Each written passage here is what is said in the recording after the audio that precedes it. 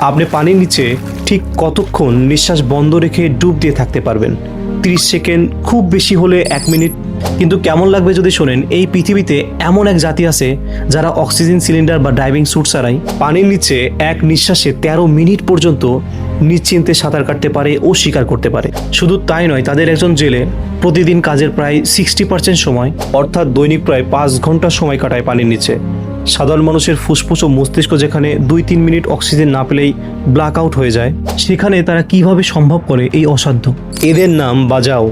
Philippine, Indonesia আর মালয়েশিয়ার সীমান্ত ঘেঁষা কোরাল ট্রায়াঙ্গেল অঞ্চলের গভীর নীল সমুদ্র এদের আসল ঠিকানা।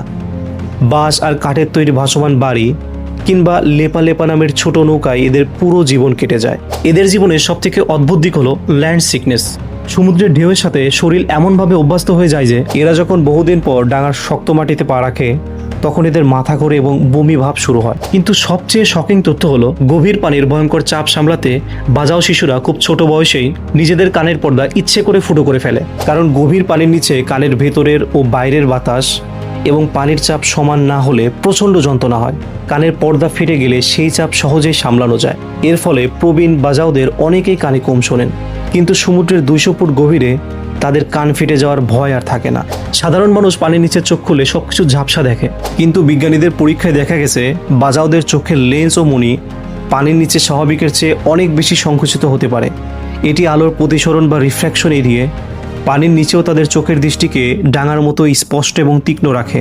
এদের কোনো আধুনিক ড্রাইভিং সরঞ্জাম নেই, কেবল চোখে হাতে বানানো কাঠের গগলস, পায়ে টায়ার কেটে তৈরি ফিন্স আর হাতে একটা লোহার বর্ষা। এই সামান্য সরঞ্জাম নিয়ে তারা সমুদ্রের 200 ফুট গভীরে নেমে যায়।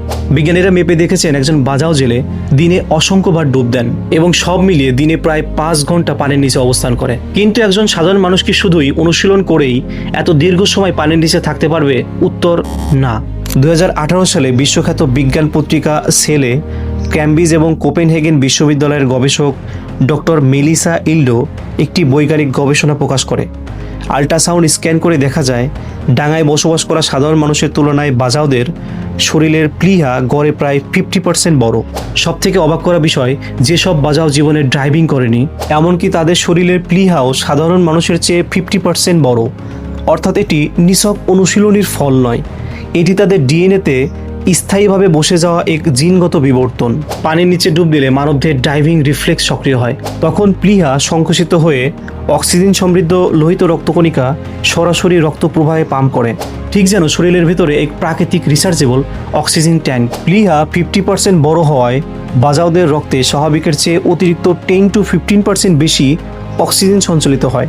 গবেষকরা এদের শরীরে PDE-10A নামক এক বিশেষ জিনের মিউটেশন খুঁজে পেয়েছে, যা প্লীহার আকার বড় রাখতে সাহায্য করে। প্রকৃতি যাদের শত শত বছর ধরে নীল সমুদ্রের বুকে টিকে থাকার জন্য এইভাবে তৈরি করলো, আজ তারা আধুনিক সভ্যতার সংকটে।